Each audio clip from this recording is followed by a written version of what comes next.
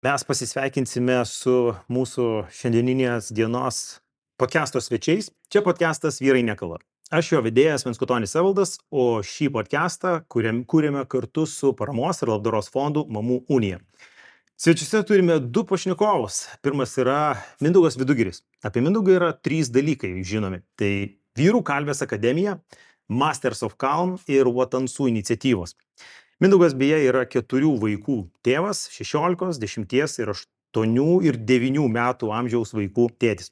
Antrasis pašnekovas yra Darius Čepulis. Apie Darių. B2B ir daiktų interneto akademija, vidiniai darbuotojų mokymai, dziudo imtynės ir prieš kelius metus dėl sunkios ligos netekęs yra 4 metų mažylio Augusto. Dabar augina 1 metų dvynukus. Tai dar kartą sveiki, Mindaugai, Dariau. Esat ganėtinai skirtingi žmonės, bet to pačiu turit skirtingos ir patirties gyvenimo. Ir apie vyriškumą irgi tikriausiai skirtingai pakalbėtumėt. Bet mane labai domina vienas paprastas dalykas. Kaip išlaikyti save, išlaikyti vyriškumą, nepamesti pasitikėjimo savimi, kai namuose arba šalia poroje yra stipri valdinga moteris. Mindaugai, Dariau, drąsiai aš turėčiau jūsų abiejų nuomonės. Man taip, labai taip... Jeigu nėra taip, žinot, tiesiog jūsų nuomonė. Tai gerai, kad stipris valdinga, aš būtų labai keista, kai būtų silpna ir aš nežinau, kas yra stipri valdinga moteris, kaip tas apibrėžimas, kokius turėtų kriterijus atitikti. Tai, jeigu kalbant apie patirtį, mūsų tą gyvenimišką patirtį, tai aš labai džiaugiuosi, kad jinai atlaikė, į priekį ėjo, vienas kitą palaikėm, tas balansas šeimoje šitoje vietoje. Tai, aš galvoju, kad tai nekenkia vyriškumui, tai aš kai tik galvoju, kad tai labai gerai vyriškumui šitoje vietoje. Tai kai vienas kitą palaikai, eini į priekį, aš sakyčiau, gal tas vyriškumas, gal taip stereotipiškai, nežinau, kažkaip atrodo mūsuose, kad, kas čia nežinau, silpna moteris, tu čia kažkoksai alfa patinas ten turi būti. Tai ne, aš ne taip galvoju. Bet jeigu moteris yra stipresnė šeimoje, poroje, jinai priima daugiau sprendimų, jeigu vyras neturi savo balso, jeigu vyras yra uzurpuojamas moteriško tokio, tikrai stipraus geno, kaip tada vyras nepraranda savęs, nesgi mes tikrai kiekvienas žinom tokių situacijų savo aplinkoj, kai vyras, jis neturi daug įtakos šeimoje. Aš kalbu jau ne apie tai, kad vienas alfa ar ne, o kai turėtų būti teoriškai lygiateisiškumas, lygiavertiškumas poroje, ar ne, tada santykiai klostosi ir vystosi, lygiai. Bet kai vienas yra dominuojantis ir tradiciškai, kaip žinom, vyras, o čia ne vyras, o moteris, kai dominuoja ir vyras neturi kur atsiskleisti. Tai nepažįstu ne vienos šeimos, kur būtų dominuojantis vyras. Tavo aplinka labai gera. Taip, Mindaugas gal daugiau, bet aš apskritai sakyčiau, kad turėtų kažkur taip būti balansas ir tas dominavimas, aš nežinau, kažkaip mes pasiskirstam šitoje vietoje. Apskritai, šeima šitoje vietoje, tai vienas su kitu kažkaip susijėjo, sukūrė šeimą ir kažkaip atsirado, kažkas dominuoja, nedominuoja, iki tol nedominavo ar dominavo, tai kažkas jau negerai, aš įsivaizduoju šitą vietą. Arba kažkas iki to buvo negerai ir nepažinojo vienas kitą. Man čia yra. Nes kalbant apskritai, nereikia keisti žmogaus ar stengtis jį pakeisti, ypač šeimoje, jeigu tu, konfliktas garantuotas, aš įsivaizduoju. Čia jau kitas klausimas, kaip mes įsprendžiam šitą. Tai bet čia yra blogiausias, kas gali vykti, bandyti pakeisti kitą. Ir jeigu iki tol buvo viskas gerai, kažkas pradėjo dominuoti, tai kažkur reikia ieškoti, kas čia įvyko, koks pokytis. Arba gal jeigu abiem tinka, kad kažkuris labiau dominuoja, o kitas mažiau, yra dominuojantis, yra pasiduodantis, ir jeigu abiem tinka, tai gal normaliai viskas. Bet tai gal nėra pasirinkimo, žinai, kaip, pavyzdžiui, jeigu tu žinai, kad, tarkim, aš mąstau, jeigu aš žinau, kad moteris yra ta, kuri visada pasirūpina, aš žinau, kad jinai greičiau priima sprendimą, aš žinau, kad jinai ten logiškiau priima sprendimus ir, man patogiau, jinai pasirūpins tais dalykais, aš pasirūpinsiu kitais dalykais. Ir taip vyras atiduoda didelę atsakomybės dalį moteriai ir taip po to tampa jisai be savo nuomonės, bent jau šeimoje galbūt, ar ne, galbūt po to jisai eina išsilieja kitoje aplinkoje, darbe, tarp draugų, nežinau, kitose veiklos ir panašiai. Tai ar čia viskas okei? Nu, jeigu, sako, noriu nudažyti sieną geltonai, sakau, gerai, dažyk, sakau. Tai nėra man svarbu, sakykime, bet, vat, pavyzdžiui, jeigu jūs susiję kažkas su automobiliu ar su automobiliais, tai sako, tikrai, nu, čia jau ne mano, Ne jos ne mano kompetencijos. srityje, ne mano kompetencijos. Ir, Okay.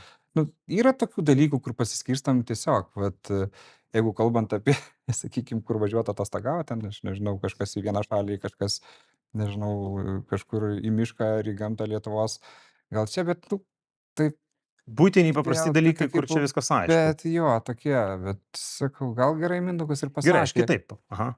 Aš turiu omeny, gal gerai Mindaugas pasakė, jeigu tinka ir tiko nuo pat pradžių, kad kažkas, nu, gal, sakykime, tai irgi pasiekmė kažkokia na, augimo vaikystės ir kažką, gal reikėjo labai daug dažnai priiminėti sprendimų ir, va, čia sako, man reikia lyderio šeimoje kito, ir sako, man fain, tai gal ir gerai. Gerai, kitas klausimas, tai susijęs vaikas. Vaikas auga tokioje šeimoje, ar ne, jisai mato modelį. Galbūt net visai tradicinį modelį, gal norėtų, kad tėtis būtų, sakykime, toks tėviškesnis, bet tėtis, tarkim, jisai nėra labai vyriškas, ar ne, jame trūksta to tokio vyriškumo, kur sprendimų greitesnėme priėmime, galbūt tam tikrų darbų, kur pavyzdžiui, vyras turėtų tvarkyti mašiną, vežti į servisą, o mama veža į servisą, tvarko šitos reikalus, tvarko remonto klausimus ir panašiai. Aš pažįstu tokių šeimų ir kaip pavyzdys. Bet tai Kaip kaip berniukas, patogu? kaip vyrui gerai, ar ne? Žinau, aš klausausi, galvoju, kapies kaip patogu. Reikia žiemai, nu, ten, sakykim, padangas keisti, ne? Kiek Ir darbų žmonės sako, aš čia, atkrenta. okei, fine, man nereikia daryti, prasme, nereikia muštis dėl to, jeigu tu nori pasimti daugiau atsakomybės, valio, tai reiškia, nu, man daugiau erdvės kažkiem kitokiam dalykam veikti. Bet tavo savivertės tai nepažydžia? Pažeidžia tą pačią sekundę, kai man pradeda priekaištauti ir mane žeminti dėl to, kad aš esu ne vyras, nes nedarau tų darbų. O tu nedarai kodėl? Va čia įdomi dalis ir kur čia reikėtų klausti abiejų, ne, o tai kodėl tu nedarai? Nes jeigu sako, aš jau viskas tvarkiau, technikinį pravariau, geras, sekančiais metais tikrai nevarysi. Paimkim pavyzdį tuomet, kaip vaikas, kokį modelį pasiema vaikas iš tokios šeimos, ar ne, kai jisai, būdamas berniukas, norėtų, tarsim, iš tėčio gauti pamokų, to vyriškumo, ar ne, kartu eiti ten, nežinau, pjauti medį, kartu ten tvarkyti mašiną, žiūrėti po variklių ir panašiai ir panašiai. Bet jisai tų dalykų negauna arba gauna iš mamos, kas yra, sakykime, nu jam galbūt neįprasta, nes mato, kaip stereotipai, kokie yra visuomeniai ir kokį modelį jis pasims į savo gyvenimą užaugęs. Va čia vat ir klausimas, šitas stereotipai visi ir tikrai va teisingai pasakyti, tai kol tavęs ten, kad tu ten kažką gerai ar blogai darai, o iš vis tas vaikas iš kur va tą pasigavo tą stereotipą, nu, kad kodėl taip turi va būt būtinai, kad, sakykime. Nes visuomenės normos tokios. Šiaip nemoku išpakliuoti mašinas, tai nežinau, Žinai- kaip mano vaikam bus. Bet tu kitus dalykus tikriausiai moki. Tai sakys moteriškai gal kažką, nežinau, labai kept mėgstu, nu, Okay. barbecue ten, sakykime. Okay. Ten. Man tai keista, žinai, kad mes, nu, sakom, negauna iš tėčio kažkokį ten vyriškumo pamokų ir taip toliau, nes mama daug daugiau daro. Bet yra krūva įvairiausių tyrimų padaryta viena paprasta tema. Mes esam irgi ten išsiklausinėję, kiek su tėčiais dirbam. Sūnus, 3 metai. Čia duodu pavyzdį, patį paprasčiausią. Žiema, aprengė sūnų į lauką. Sūnau einam į lauką. Mama pamatė, tu ką, kaip aprengė vaiką, kažkaip bus sušalsta, Viską nurengiam, aprengėm iš naujo. Ok, kaip aš jaučiuos kaip tėtis, nu, aš jaučiuos blogas, netinkamas, ne toks, blogai, nu, žodžiu, blogai. Gerai, po pusės metų ar ten po kelių mėnesių dar kažkada aš ten veduosi vaiką ir mes valgom pizzą. Tu ką, nesveikas maistas, taip toliau, ne? Kiek turi kartų vyras išgirsti, tu ką, tu viską blogai darai, tu blogai ugdai, tu blogai darai, kad atsistotų, pakeltų rankas, kad žinai ką ir tvarkykis pati. Ir nuo šitos akimirkos aš tiesiog suprantu, kad aš blogai darau, tu geriau žinai, tvarkykis. Bet čia galioja, aš manau, abipusis. Jo, apskritai, tai žmogiškas. Sakykime, šitą vietą, nu, jeigu visą laiką, ne, ten tu anaip, antaip, negerai, tai iš viskam aš tau reikalingas iš tos eres, jeigu tu viską žinai. Ir šitoj vietoje tėčiai nu, pavyzdžiui, kas link ugdymo, tai tėčiai greičiau paleidžia šitą. 10 blogai, Jie neapsikrauna, gal vyras paprasčiau. ne tai, kad neapsikrauna. Nu, kiek aš galiu kovoti arba kiek aš galiu jaustis blogai, kad kažką darau. Tai aš 11 kartą, tai jau kai einam į lauką, aš nebesiknysiu ir pats neberengsiu jo. Nu, jis sakys, nu, tai aprenk, nes vėl gausiu velnių. Kam man papildomas problemas arba kažkokie ten konfliktai, ten, kurių gali nebūti. Bet visą tai atsisuks tada, kai tam berniukui bus 12-14. Kai jis bus apkaltintas, kad jis nieko nedaro. Ryšio nėra, aišku, kaip įkurti, ir tada tėtis tampa baudėjų. Kartais, sakykime, čia ne visada, nebūtinai taip, bet labai, taip, aš tiesiog daug prisiklausau istorijų. Tikrai, per metus, kaip pabūnam su 100 šeimų, iš tų 100 šeimų labai dažnas atvejis, kai tai atsako.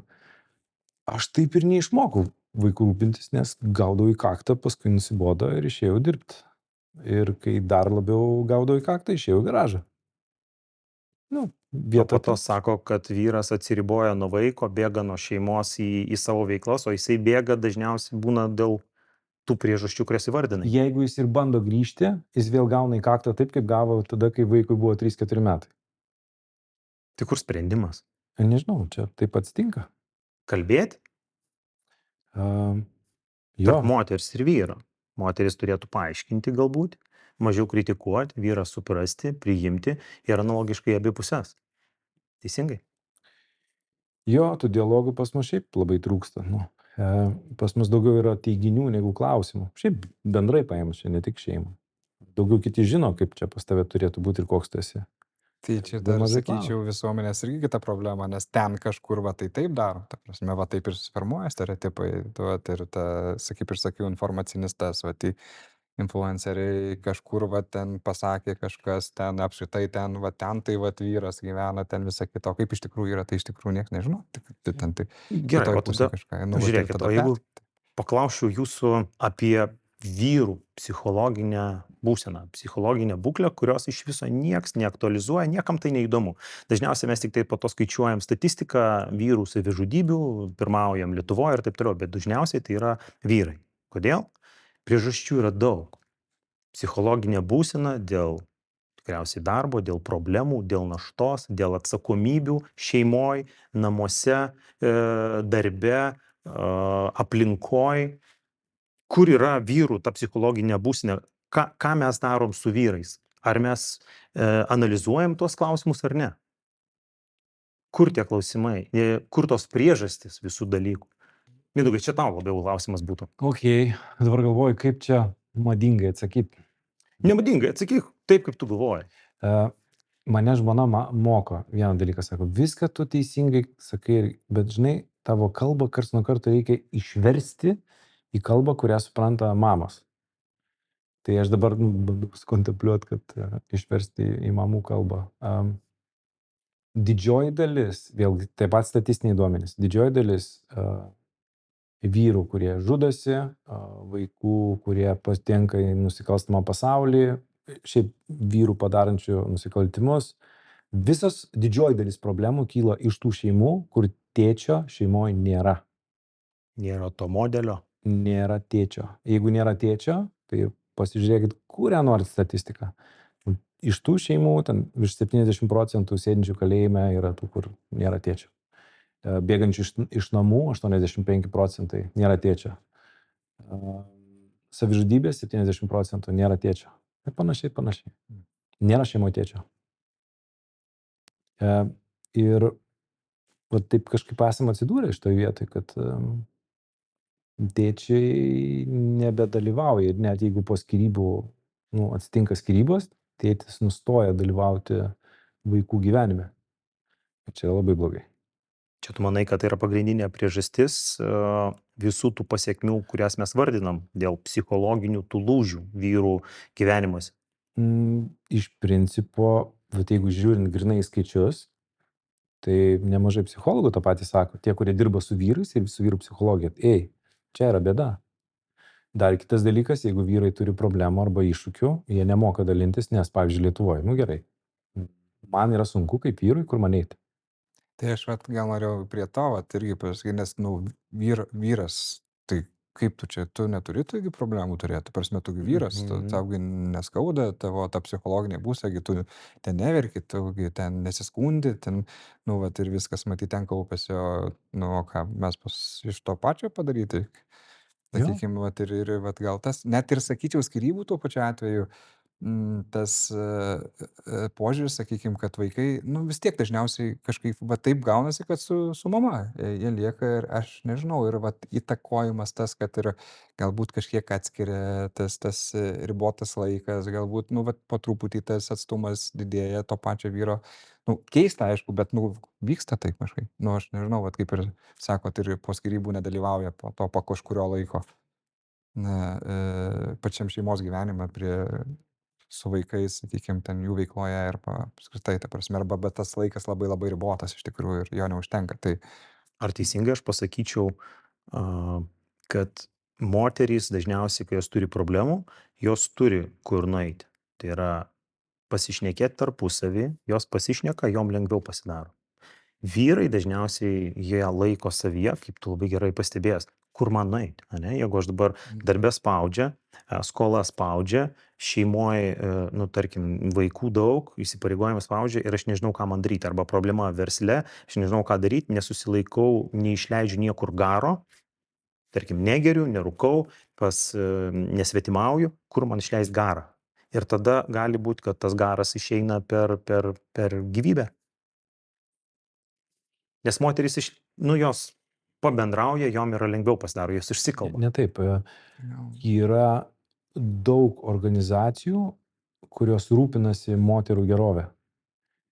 Moterims po skyrybų, aplamai, moterų gerovė, nes moteris daug, nežinau, keliasdešimt kartų tikriausiai labiau solidarizuojasi, negu tai daro vyrai. Ir kai vyram jau yra blogai, tada jie stovi ir sako, tai kur man eiti? Pas psichologą, aš psichas, su manimi viskas normaliai. Jiem gėda. Kur nueit? Pas draugus? Gėda, eit kažkur kalbėti apie savo problemas, teisingai nevyriška. Nevyriška, tai čia yra gal labiau, sakykime, to silpnas, nesugebi savo šeimą pasirūpinti, kas tu yra? Ir tas silpnumas gaunasi finale kaip gaunasi. Ką daryti? Nes niekur nenueinu, bet priimu tokį sprendimą, kokį priimu aš, kokį sugalvoju, nes kito aš nieko nesugalvoju, man kitur nelygis. Jo. Tai mes tokie savočiai vyrai labiau esam asocialūs šitoj vietoj, kai atsitinka problemas, mes neišmokyti, nei kultūriškai niekaip susieiti vyrų ratai, moterų ratai, nežinau, pasižiūrėkit socialiniuose tinkluose. Labai daug. Bendruomenės, verslumo bendruomenės. Pasižiūrėkit, palyginkit, kiek moterų yra besikūrenčių į verslumo bendruomenės ir palaikančias vienas kitas ir kiek yra vyrus jungiančių organizacijų, kur sakytų, čia yra vyrų klubas, vyrų verslo klubas. Ne verslo klubas, o vyrų verslo klubas. Nėra. Jų yra nedaug. Ir dabar tendencija yra labai stipri mažėti, nes kur yra lygios galimybės. Jeigu tu pasivadinsi vyrų verslo klubas, yra didelė tikimybė, kad gausi į kaktą už tai, kad atsirado vyrų. Dar jie skundžiasi, neužtenka. Bet yragi vyrų kalvės akademija. Bet va čia ir yra stereotipas tas gajus iš tos serijos. Ką vyrai, jum ir taip gerai, ten ir pozicijos dažniu atveju aukštesnės ir tas gerai. Ir kodėl tu turi skūstis, ir jums čia nereikia. Čia taip jau kraštutinumai, ne jums gimdyti reikia, ar mums vaikus, ir ten šeima pasižiūrėti, kiek jums ten. Čia va taip ir yra tas stereotipas patos. Labai norėtųsi kažkaip, tai, ką mes čia kalbam, vis tiek moteris žiūri, ne, kad nesusigalvotų, kad kažkas dabar kaltas dėl to. Moteris kaltas. Ne, čia ne moteris kaltas, vyrai kalti. Mes gyvenam tokiose aplinkybėse, kokiose gyvenam. Tas aplinkybės sukūrėm tiek vyrai, tiek moteris bendrai kartu. Tokios, kokios jos yra. Mes visi gyvenam šiandien taip, kaip gyvenam. Ar yra kaltų? Aš manau, kad kaltų nėra, bet trūksta labai dialogo tarp vienos ir kitos pusės. Viena dabar vyriškoje pusėje yra nustojusi kalbėtis ir traukiasi. Nes sako, jūs dabar pasitraukit, čia dabar atėjo mūsų laikas. Moteris. Dažnai taip. Ne visos jokių būdų. A, ir nebėra vietos, kad kalbėkim, kas čia vyksta. O mes galim turėti vyrų klubą. Ar mes galim turėti tik tai, tai vyrišką kažkokį susijimą ir be moterų. Nes mes susilaukiam laiškų, pavyzdžiui, o tai kodėl nepriimat mergaičių? O tai kada padarysit tėčio ir dukros stovyklą? Kam reikalas? Bet čia jau kaip pasiūlymas eina. Ne, Čia ne. ne priekaištas. Čia eina labiau kaip kaltinimas. Nes kai tu domiesi yra viena. Bet kai tu sakai, kam reikalas? Kodėl jūs ignoruojat mergaitės? Bet jeigu tai yra vyrų kažkokias tai bendruomenė, tai taip pat kaip yra mergaičių būrelis, mergaičių verslo klubas, moterų verslo klubas. Tai logiška, kad vyras ten būtų ne į temą, vien dėl to, kad tiesiog moteriška bendruomenė. Čia yra vyriška bendruomenė. Vyriški pokalbiai, vyriškos veiklos, metalo kalimas, peilio gaminimas ir visi kiti dalykai. Tai aš apie tai kalbu. Moteris gal net jai nebūtų labai įdomu ten tos dalykus daryti. Čia vyriški, moteriški dalykai. Tik tais dėl to specifiškumo. Mes turim stovyklą, kiekvienais metais darom stovyklą, kuri visiškai laukinė. 100 km einam aplink ežerą. Čia jokių ten patogumų, nieko absoliučiai nėra. Kas registruojasi šitą stovyklą? 70% merginos. O, rimtai? Jo. Bernai nenori. Tai yra užknisa, tai yra šalta, šlapia, nepatogu. Ko ten eiti? tai Okay. su kompu geriau, ne? Dabar šiais laikais. O ką, ne? Prasme, berniukai šiaip yra labiau pritingintis. Ir jeigu yra galimybė nedaryti, tai nedarys. O merginos yra labiau, einam, padarom, išbandom, paragaujam, įdomu. Paaugliai ypatingai sako, man 2 kvadratų užtenka, man viskas. Internetas, telefonas ir 2 kvadratai. Čipso su kola, kad prie lovos būtų. Ko daugiau reikia? Vyriškumo tema yra neišsemiama. Man visada yra apskritai svarbu sužinoti apie tėvus, apie vyriškumą, apie tėvystę ir santykį su nepatogiom temom. Kai tas temos atsiranda santykėje su vaikais. Pavyzdžiui, su paaugliais, kai paaugliai auga ir atsiranda tam tikros temos, kurių mes vengiam. Tėvai, atsakomybės galbūt pasikalbėti. Ar čia pareiga, nepareiga, nežinau, lytiškumas, kūno pokyčiai, vyriškumo kažkokie elementai, pavojai ir kiti dalykai. Ką jūs galvojate apie tai? Reikia kalbėti ar leisti vaikam, kad jie patys išsiaiškintų visus tuos aštrius klausimus? Drąsiai, kuris jaučiat. Tai aš manau, kad ir viena iš pareigų, kad reikia kalbėti, supažindinti. Tai apskritai mes gyvenam tokio, nežinau, informacinio šlamšto šiuo metu pasaulyje, kur ten daug netiesos galbūt, arba apskritai tą informaciją sunku labai atfiltruoti, kas yra tiesa, netiesa, tai ir tų įtakotojų influencerių labai daug, tai vat, gali ten, net ten, kur reikia nueiti, tai kad būti arčiau savo vaikų, aš dar daug paauglių neturiu, tai gal Mindaugas daugiau papasakos, kiek susiduria, bet galbūt iš savo pozicijos, iš jaunystės, tos paauglystės atsiminti, kad tos informacijos gal trūko šiek tiek, ne, reikėjo galbūt daugiau. Tai gerai, kad kitos veiklos, kuriuose dalyvavau, tai nukreipė gerą linkmę ir nenuėjau kažkur ten į šonus, kur labai didelė tikimybė, ypač didmiesčiuose galbūt kažkur nueiti ten, kur negerai. Tai tas ir vyriškumas, ir atsakomybė, ir pareiga, ir apskritai tas pats paauglystės periodas, tai turėtų būti, sakyčiau, ir ne tik tėvų, bet ir mokymų įstaigos, galbūt, sakykime, tam tikrą prasme jurisdikcijoje kažkur, nesakykime. Reikia kalbėti, tu sakai, tai ne? faktas, reikia kalbėti. Mindaugai, tu sutinki ar ne? Aš tai sakau, yra Google'as, tegu eina ir aiškinasi. Ai, tu manai, kad reikėtų paleisti laisvai, kad jie visom temom, ar ne? Lytiškumas pats. Mes galim šnekėti, kaip turėtų būti, o tada pažiūrėkime realybę, kaip yra. Ne? Google'as.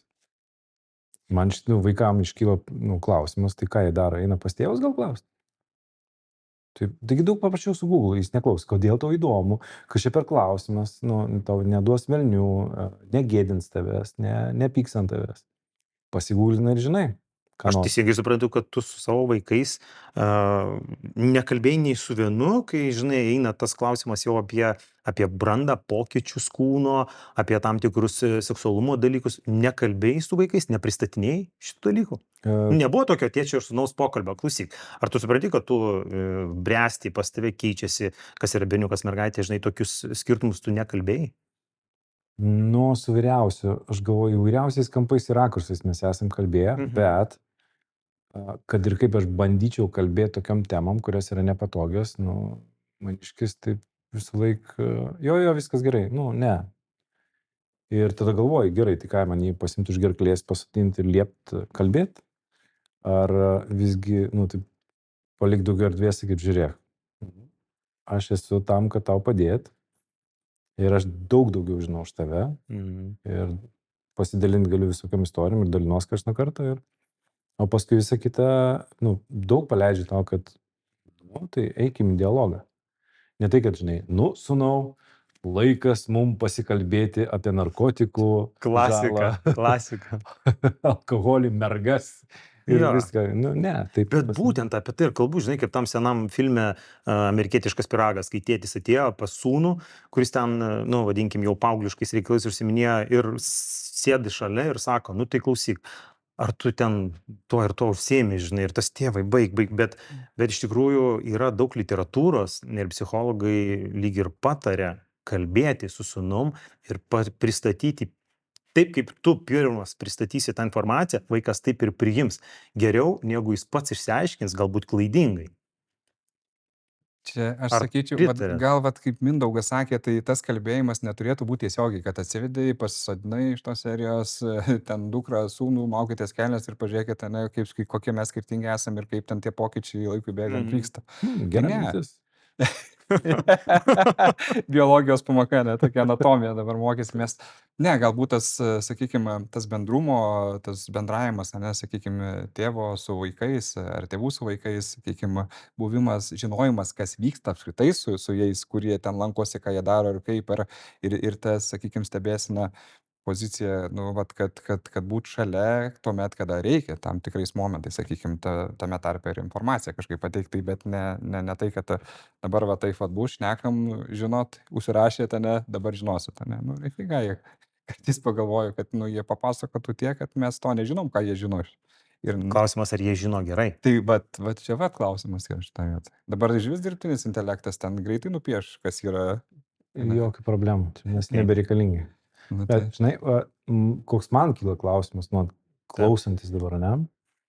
Jeigu mes prieinam prie to, kad aš turiu sūnus sodintis ir kalbėti apie tai, aš tai kelčiau klausimą, ar sveikas santykis mano su sūnum. Jeigu aš Kodėl? turiu sodintis ir kalbėti, ir tai nėra, žinai, gyvenimo dalis, kuri tiesiog teka ir tam tikruose kontekstuose įvažiuoji ir jokio susidimo apie tai nėra. Tai tampa tiesiog dalimi kiekvienos dienos kažkokių, žinai, įdedi vieną sėklytę, antrą sėklytę, čia biškai pasikalbėjai, čia truputėlį pasukai, jokio vientiso tokio, Organiškiau. šnekamės. Nes man atrodo, jeigu mes šnekam apie tokį jau pokalbį, tai reiškia, jo, mano sūnui jau 14, nu tai reikia apie kažką pasikalbėti. Tai reiškia, tu jo nepažįsti, nesupranti, apie ką jis yra, nežinai, kurioje vietoje jis šiaip gyvenime yra ir kokiom temom gyvena, irgi, nu, suvokimas yra bele kaip siauras, jau jeigu šitaip atsitinka tokia Bet pokalbė. gal anksčiau pradėti kalbėti? 12? Aš manau, kad 11? reikėtų pradėti kalbėti nuo tos akimirkos, kai vaikas šiaip pradeda kalbėti ir nenustot niekada. Ir laikyti visada tą pokalbį labai labai arti, kad žinotum, per ką važiuoja ir kurio momentu vaikas ir kad stebėtum, pasektum ir įdėtum temas ir kalbėtum apie tai, kas jam tuo momentu aktualu, o ne tau, tipo, pažiūrėjau laidą, nu, mano vaikui 14, davai einam pasikalbėsim, žinai. O tu Pagal sūnus amžių, sakys, ar ne? come on, ko tu nori iš manęs, jeigu tu su manim anksčiau nieko apie tai nešnekėjai, aš jau viską padariau, apie ką tu čia man dabar papasakosi. Ir sakys, žinai ką, gal tu eik iš čia, aš jau... Šiaip labai pritariu tavo minčiai. čia aš prisimenu tokią juokingą istoriją, kai atvažiavau studijuoti, tai mes 3 klasiokai atvažiavom, įstojom į tą patį universitetą ir gyvenom bute išnuomojo tėvai butą, ten klasioko, nežinau, giminaičių butas buvo, jie ten trysia su mūsų tėvai važiuodavo, tvarkydavo, čia jie tokia bendrystė, visa kita, ir mes atvažiavom su klasiokais jau į tą butą, atsidarom duris, einam į virtuvę ir ant stalo padėta 3 pokeliai prezervatyvų. Tai va čia nežinau, tai čia tada pokalbis prasidėjo ir kada, sako, išleido jau į platų pasaulį šitą vietą, tai taip pat įstrigo šitą vietą. Tai, bet, nu, vat, sakau, kiek vat, tas ryšys su tėvais yra, nu, tai tikriausiai buvo šiaip, ne. Čia labai gerą įžvalgą toksai pateikei, kad palaipsniui negali iššokti kažkada tai, o jeigu tu palaipsniui pagal jo amžių apie atitinkamas temas ir kalbėsi, ir tada jisai priima galbūt natūraliau, nėra tokio šokio socialinio, ar ne, kažkokio tais, kad, nu, dabar kodėl čia. Labai labai pritariu šitai minčiai ir ačiū tau labai. Tuo pačiu norėčiau peršokti į kitą temą. Labai norėčiau pakalbinti Dariau tave. Tavo istorija yra labai tikrai jautri. Šiuo metu augini 2 mažylius, dvyniai, tai yra ir tuo pačiu didelis džiaugsmas. Ir tuo pačiu priminimas, ar ne, apie tavo istoriją su Augustu, kuris dėja, bet paliko šį pasaulį. Pasidalink, prašau, savo istoriją. Tai nuo Augusto pradžiai, ne? Augustas irgi gimė sveikas berniukas, viskas tvarkoj buvo, vat, ir buvo tokia situacija, kad jau Erika žmona grįžo iš motinystės atostogų darbą, beje, kartu dirbame irgi. Ir taip gavosi, kad, nu, susirgo sirguliuoja nuo vaikai. Sloga ten ir kažkas panašaus, buvo senelis iš Klaipėdos atvažiavęs ir aš tiesiog per pietus iš darbo išbėgau, kad nuvežti pas gydytoją, nu, tam eiliniam patikrinimui. Nu ir padarė tas kraujo tyrimus ir iš karto taip gydytojas sako, reikės dar kartą imti kraują, nes sugedo aparatas. Dabar suprantu, kas ten įvyko, visą kitą, nes jie nepatikėjo gavę kraujo tyrimo rezultatą. Tai dar kartą padarė, nu aš galvoju, ten irgi laiko nėra, į darbus reikėjo grįžti, parvežiau namo, vis tiek internetu dabar jau viską gali pasitikrinti ir sako gydytoja, kai bus atsakymai, jeigu ten kažkas ten, tai paliksim ten siuntimą ar panašiai. Nu tai ir aš taip darbė sėdėdamas tikrinu tuos rezultatus. Nu, pamačiau aš ten rodiklius, ten jau nereikėjo būti medikų, kad suprasti, nes ten leukocitų buvo 600, kai ten norma yra 9-11 kažkas tokio. Tai jau net ir supratau iš tos diagnozę iš karto ir gaunu skambutį po kelių minučių iš tikrųjų atvažiuokit, jums reikia greitai priimama jį, nes ten įsilies kraujas į smegenis, nes ten jau iš trombocitų nebėra ir panašiai. Bėgioja vaikas, va taip, va. Nepasakysi, kad jis ten sirgtų kažkas, nu, va tokiam, va. Nu ir tada jau viskas žaibiškai vyko greitai. Atvažiavom į priimamąjį, pasakėm, ten įtarimas, ten piktybinė kraujo liga ir kaip tik va taip atsitiko, kad pro šalį iš onkohematologinio skyriaus ėjo gydytoja, jinai taip pat netyčia pro šalį, sako, pažiūrėkit, kas čia darosi, ten tos seselės.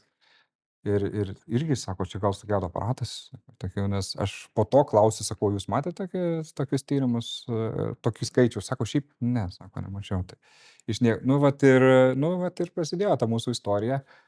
Tai kiek 2 metus mes kovojom, tai buvo visko ir ten ir pakilimų, ir džiaugsmų, ir vargų, ir atrodo, kad jau lyg tais ir pasveikom. Iš esmės buvo tas momentas, kai jau galvom tikrai pasveikom, jau remisijoje ir tas vėl recidyvas sugrįžom, nu ir po to jau ten galiausiai, kol išgirdom, kad jau nieko negalim padėti. Bet per tą laikotarpį, tai va ta istorija, aš nežinau, vat, kiek pats Augustas būdavo, sakydavo seselėm ir jis ten atneša apelsinų ar kažką ten ir daugiau, nes jisai sako, kad čia brolių ir sesiai. Nu vat ir ta sesutė kažkuria ar gydytoja, aš dabar nepamenu gerai, sako, ten brolių ir sesiai dar palikom apelsinų, sako, neturi, jisai brolių ir seserų. Nu vat ir va taip gavosi, sakau, ten gal kažkur iš viršaus, kažkur toks, nu vat, nežinau, tokie mistiniai tokie dalykai, kad jisai toks jausmas, kad vaikas žinojo ir vat ir gimė brolis ir sesė, dvynukai porelė šitoje vietoje. Nu, tai va tokia ta Aš istorija. teisingai suprantu, kad jisai būdamas kelių metų, Dvi- 2-3 metų 2 tikriausiai. susirgo, buvo 2 metai, aš atsimenu, buvo rugsėjo 12 diena, jam rugpjūčio 11 su jo 2 metai, rugsėjo 12. Ir tuo metu dar diagnozavo kraujo vėžį. neturėjote šitų dvynukų, Oi, o ne, jau dar. Augustas tuo metu jisai jau kalbėjo apie kažkokį brolį sesį ir po to, kai jisai... Ne, jisai kalbėjo, kai susirgo, jisai kuomet ligoninėje gyveno. Mes realiai gyvenom 2 metus ligoninėje. Tai aišku, mus ten išleisdavo karts nuo karto, bet pagrindinis tas pat visas gyvenimas tai vyko ligoninėje. Ir po to taip ir gavosi. Jo, ir Ką jis matė? jisai ten ligoninėje bet visą laiką kalbėjo, pasakojo šitas istorijas. Tai iš kitos pusės, žinokit, bet čia taip skamba žiauriai ligoninė. Jisai norėdavo grįžti į ligoninę. ten sąlygos sudarytos, tai ten, sakyčiau, pačiam onko, va, tam skyriui, ten, nekalbant kiti skyriai, va, irgi teko pagulėti, tai ačiū Dievui, ten, man sakau, nu, ne vėžys, viskas okei. Viskas išsprendžiama ir panašiai šitoj vietoj, net ir tas pats vėžys, tai čia, gink Dieve, nu tiesiog mum nepasisekė šitoj vietoj, arba aš kabutėse kartais sakau pasisekė, nu ten dabar jau, sakykime, medicina pažengusi į priekį, bet tenai, kalbant apie tą patį ir mamų uniją, sakykime, tos bendruomenės, tas apgyvendinimas, tai tikrai nėra palata ta standartinė. Ten tu gyveni, tavo butas, baldai, virtuvė, dušai, veiklos pilna. Jie norėjo sugrįžti ir Augustas tame tarpe sako, aš noriu, ten yra ką veikti, ten draugų, ten ne visada taip yra, kad ten atrodo, jo, ten yra daug to skausmo, visa kita, bet jis praeina, medicina vėlgi, kaip sakau, ir jie tada ten žaidžia, bendrauja ir viskas atrodo kaip ir fainai šitoj vietoj. Tai, O dar jau galiu Mhm. pasitikslinti, vat, kokios buvo paskutinės tos valandos Augusto, ar jam labai buvo blogai ir jau matėsi, kad jau jam paskutinės eina akimirkos, Jo. ar tiesiog vat, atsibudai ir Ne, buvo iš tikrųjų, čia buvo sekmadienis, spalio 13 diena, aš atsimenu labai gerai. Aš negalvojau, kad išeis jisai, aš dar nuvažiavau, tarp kitko, kostiumą pasiimt į parduotuvę reikėjo ir šviesas kostiumas, net neturėjau minčių. Jo, ten dabar irgi suprantu, kas jau atgamini, kodėl ir kaip vyko. Turiu omeny, kad aš miegojau tą naktį kartu ligoninėj su žmona, visi kartu, nes dažniausiai, nu, neleidžia, kad visi ten jau būna retais atvejais, nu, arba vienas, arba kitas iš tėvų. Tai kadangi be abejo žmona didžiąją laiko dalį praleido, nes aš dirbau, nu, vis tiek mama, sakykim, gal, nu ir gavosi taip, kad aš norėjau važiuoti jau vakare namo sekmadienį, o jam pilvas skaudėjo ir skaudėjo jau ne vieną dieną. Bet, nu, žinot, sakau, chemoterapijos, tie vaistai, tai tenai tų šalutinių reiškinių sudėtinga ir susekti, jo kur kas nuo susekt ko. sudėtinga, tai ten, nu, jau atrodo normalu, ten praeis, ten vaistai ir visa kita. Ir, nu, aš sako, tai jūs nevažiuokit, sako, likit. Tai aš dabar suprantu, kodėl, nes jau jie žinojo, gydytojas, jos nepasakys tiesiogiai, buvo tiktais taip, kad jau tą mes kunigą kvietėm, dar po to pakvietėm, čia yra irgi Prieš ar po to? prieš, tai pakvietėm kunigą, nes mus po to pasikvietė jau buvo, neatsimenu dabar valandos, kurios, nu, atvažiavo dar močiutė, ten, sakykim, nu, tokia skausminga, skausmingos akimirkos, ta gydytoja, kuri budinti buvo sekmadienį, sako, jau negelbėsim, sako, nes jie irgi žiūri į gyvenimo kokybę. Nu, ten galima į tuos aparatus prijunginėti visą kitą, pasikvietė ir sako, nekankinam, nu, aš, taip sakau, supratau, nu, aišku, ten tuo metu ten žemė iš po kojų slysta, su žmona tada greitai tą kunigą, kad, nu, ir ypač žmona yra tikinti, sakykime, labai šitą vietą, tai be abejo, jokių ten nebuvo prieš. Nu ir va taip po to jisai išėjo, tiesiog laukiam to paskutinio atodūsio. Tai aš taip galvoju, man svarbiausia buvo, kad nesikankintų šitoj vietoj. Tai aš labai tikiu, kad jis nesikankino šitoj vietoj. Nu ir tas momentas buvo, kai, nu, sūnų užmerkt akis, tai buvo, nu, tas toks, nu, O žiauriausias Dieve. tas, nes kai išėjo, buvo atsimerkęs. Nu, bet čia jau medicininiai dalykai, sakykime, šitoj vietoj. Tai, nu, toks tas vat tai sakau, aš nesupratau tą dieną, kad tai bus, sakau, aš nuvažiavau dar, pasiėmiau kostiumą, taip lygtais ramiai. Senelis buvo vėl iš Klaipėdos, sakau, tam seneliui nesiseka, nes vis kažkas atsitinka, buvę tokių momentų, kai aš atsimenu, anafilaksinis šokas ištikęs irgi ten, juk į vaistų gauna daug tie vaikai, tai ir tų alergijų atsiranda visokių nuo ten ir visa kita, tai buvo irgi, aš atsimenu, atvažiuojam jau ir žiūrim, jau palos išneštos į lauką, žmona į koridorių, žmona verkia, sako, ten Augustui kažkas, bet ir vėl ištempia vis. Nu, va sakau, tai pas mus tų tokių, tie gydytojai ten dirba, tai sakau, ten kitas lygis, aš kažkaip pažiūrėjau, ten viskas greitai vyksta, ten tyria, mato, žiūri, stebi, ten Dariau, komunikuoja. kas padėjo tau tuo metu išlaikyti pusiausvyrą tarp to, kas įvyko ir tas, kas toliau tęsiasi. Ir iki šioliai, vat, kas tau padeda, gal kažkokie tai dalykai gyvenime, kurie tave išblaško ir numeta tolyn nuo tų visų minčių. Ir... Tai apskritai aš sakau, va, tas suvokimas po Augusto mirties, po Augusto išėjimo, tai, nu, va, yra du keliai. Yra arba eini į priekį, arba tu gali degraduoti, arba turiu omeny degraduoti, tai stovi vietoje, ten gailiesi savęs, nori reikalauji to gailesčio iš aplinkinių, nu, tai, sakyčiau, kelias į destrukciją tokia šitą vietą. Nu, tai visame visą laiką, sakykim, tame laikotarpyje, kuomet Augustas sirgo, ta parama buvo jaučiama iš šono labai didelė. Tai aš turiu omeny ir pati organizacija, ir kolegos, ir, nu, be abejo, ir šeima, ir draugai, tai ir jie patys akcijų, sakykim, daug pati organizacija inicijavo, sakykim, net ir to kraujo donorystės, kuri iki šiol tęsiasi. Ir šiaip palaikymas, net ir tas finansinis palaikymas buvo, nes, nu, tuo metu, sakykim, buvo tai gerai, kad vat, sakykim, šeimoje mes ten galėjom dar ir sakau, ir mums padėjo, bet būna šeimų, kurios, tai va, dėl ko reikia organizacijų kitų, va, kaip ir mamų unijos, kurie netenka darbo arba būna vieniši tėvai, labai dažnai būna, o būna net ir tokiu atveju, kad ir palieka tokia situacija atsitikus. Tai, nu, tai va, tai mūsų palaikė, tai be abejo, pirmiausia, tas emocinis buvo tas toksai, kitas dalykas, aš greitai darbus grįžau ir Erika, žmona, tame tarpe irgi. Tai čia vienas iš tų sprendimų, kad neužsidaryk šitoje vietoje. Bet tai darbą grįžai tam, kad būtų lengviau, ar... Nes jeigu tu sėdėsi namuose užsidaręs ir visą laiką apie tai galvosi, nes, nu, tikrai susigrauši juodai, ten viskas primena viską, mes net ir būstą pardavėm, po kurio laiko sausio mėnesį atsikėlėm, aišku, praėjo laiko, sakom, reikia pokyčių gyvenime, kažkur užstrigom, sėdėjom kažką ir va taip pat ekspromptu.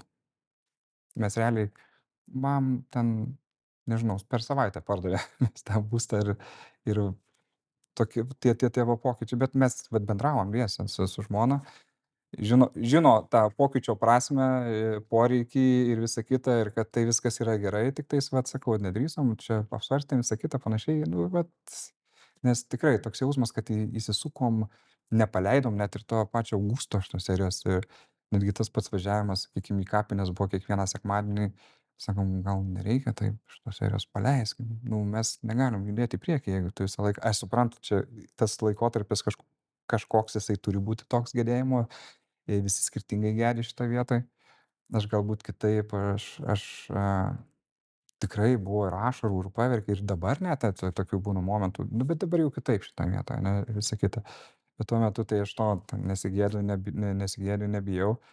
Nu ir kažkaip va taip, va, dabar skauda, būna, žinai, bet paleidę, sakom, va, kažkoks tai palikimas, tam tikrą prasme, brolis ir sesė, kai sakau, va, vynukai, sakau, nu, va, čia taip. Na, bet jūs gavote kaip dovana, kuri primena, bet to pačiu ir padeda. Tai tas iš kitos pusės tas primena, o kartais gal ir neprimena, atvirkščiai iš tos serijos neturiu kada atsimint, nes ten reikalų dabar pilnas su ten kitais piliečiais. Ačiū tau labai, kad tu daliniesi, kai istorijos yra jautrios, tikrai ne kiekvienas gali taip pozityviai kalbėti. Tai ačiū tau už tą tavo pozityvumą. Taip. Du keliai į priekį ir atgal. Vienareikšmiškai pritariu. Mindaugai, noriu tave pakalbinti, tu kaip žmogus, kuris daug užsiima ir saviugdą, ir vyrų ugdymu, ir su paaugliais dirbate labai daug, ir su vidumi. Kai atsitinka asmeninės netektys, kaip tai paveikia vyrą dažniausiai? Ar tai jį sustiprina, ar tavo nuomonė labiau padaro jautresniu, labiau minkštesniu, emocionalesniu? Kaip tavo nuomonė sužaidžia šitas? Nėra vieno kažko, dažniausiai atsitinka taip. Ne. Žinai, klausaus tavęs ir gerbiu už tai, kad tai, ko negali pakeisti, gali paleisti. Ir tai, oho, čia reikia jėgų vidinių, kosmosas. Palaikymo. Bet irgi kažkur iš tos serijos nebuvo taip savieiga, čia taip turiu, kažkur girdėjai, kažkas pasakojo, kažkur šnekėjom su kažkuo ir tarp kitko ir dalyvavom kažkada psichologiniai grupiai tėvams netekusiems vaikų, tai aš ten dalyvavau ir galvoju, mum dar ne taip blogai, nes, vat, kaip sako, ten visi skirtingai ir aš kartais galvoju, aš vis ar man ten reikėjo eit, nes man dabar dar gal net ir blogiau iš tos serijos, nes ten kai kuriem tai buvo, nu, viskas, jie galėtų, jeigu dabar va patys sulysti ten į žemę ir toks jausmas, nu, jau prasmės niekur nebemato niekame tame ir jau nemažai laiko praėjo būna šitoje vietoje, tai Žmonės nesusitaiko. nesusitaiko ir čia sakau, vat, aš gal ten mažiau susidūręs su tai, vat, čia toks vienas momentas man įstrigo, bet vat, sakau, gal ten tas vyriškumas, tas sakau, nu, vyriškumas, jo, tai skauda, sudėtinga, bet Čia žmogiškumas, ne čia vyriškumas. žmogiškumas jau labiau, tai aš irgi va, tam tikrą prasme kartais sakau, čia jau žmogiškumas. Jo.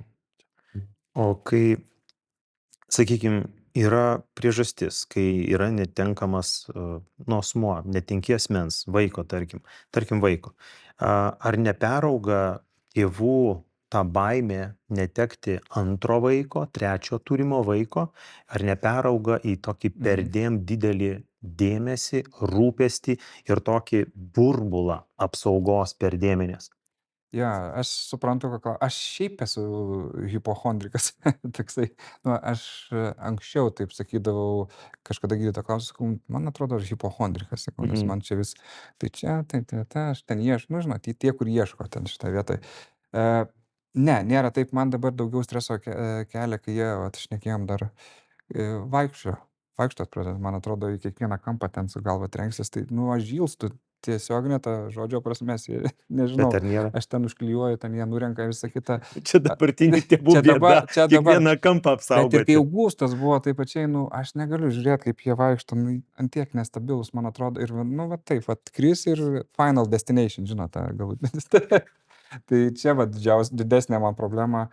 Aš sakau, aš esu tas loterijos laimėtojas su žmona, kur, nu, tikriausiai panašiai kaip žaibo būti nutrenktam.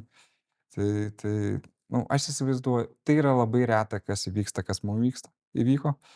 Ir nesu pajautrintas šito klausimu, kalbant apie vaikus. Ir šią savaitę, kai tik va, jie sirgo ir temperatūra labai aukšta, man ten buvo, kiek temperatūra 40,6 sūnui, aš tokio nematęs buvau, bet nu, tikrai neteina pirma mintis į galvą, kad vėžys ar dar kažkas ten panašaus.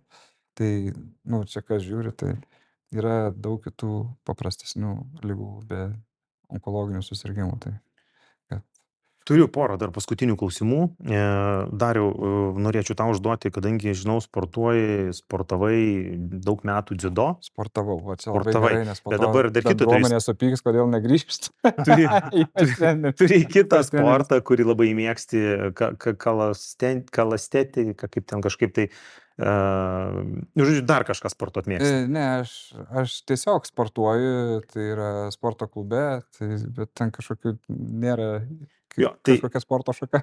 Jo, tai ryšim su tą discipliną, su tuo sportu, galbūt ten yra daug tokių disciplinų, teisingų gairių, kurios moko vyrą būti vyriškesniu, tvirtesniu, turėti tvirtą stuburą, savo nuomonę ir panašiai.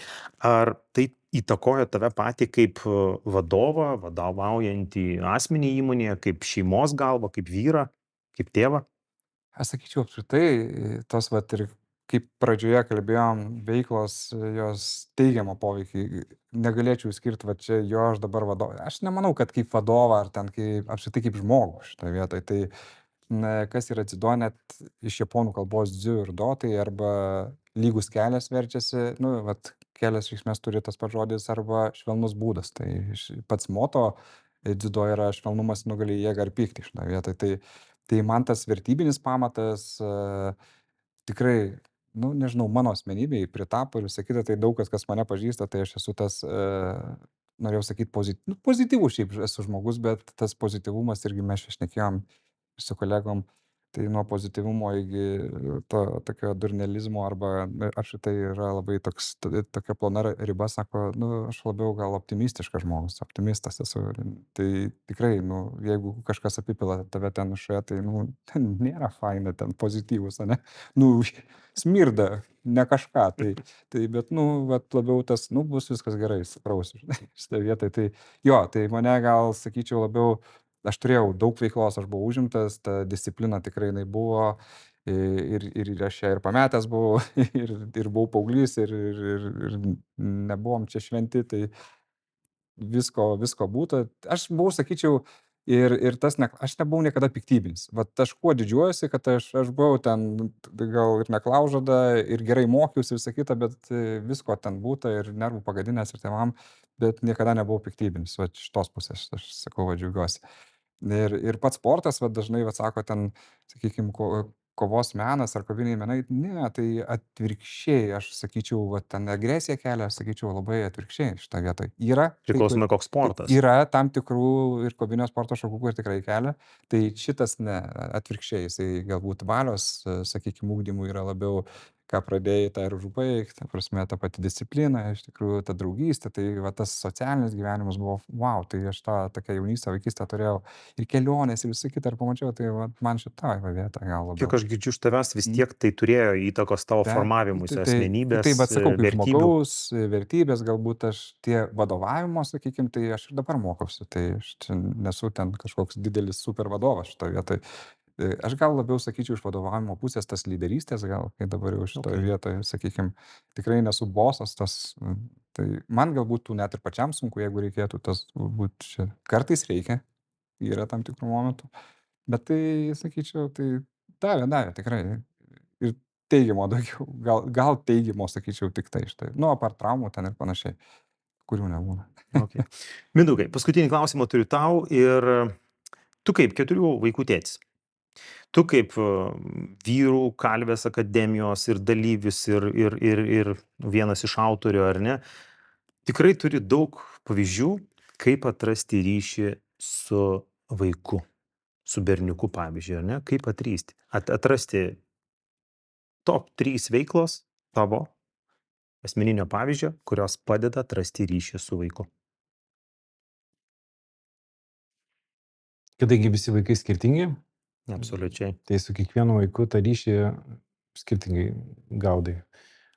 Aš, pavyzdžiui, su dukrom vieną turiu, nes aš ten į ugdymą jau nelabai kišuosi, aš daugiau esu draugas ir myliu jas ir glostau. Su mumis kitas santykis visai. Bet jeigu apie veiklas, tai yra vienas paprastas labai dalykas, kuris yra super sudėtingas. 10 minučių nepertraukiamo dėmesio vienam vaikui per vieną dieną. Tik tiek? Ar čia yra tas minimum taškas? Pabandyk. Bet sakė, super sudėtingi. Ir aš tikiu. Vienam vaikui 10 Be telefonų, be kompo, be kitų dalykų. Ateini pas vaiką, sakai, ką nori su manim daryti. Nuimėm laiką, 10 minučių. Tavo, ką nori darom. Galim eiti, galim važiuoti, galim dainuoti, galim nagus lakuoti, galim lego dėlioti, ką nori. Žiūrėjau.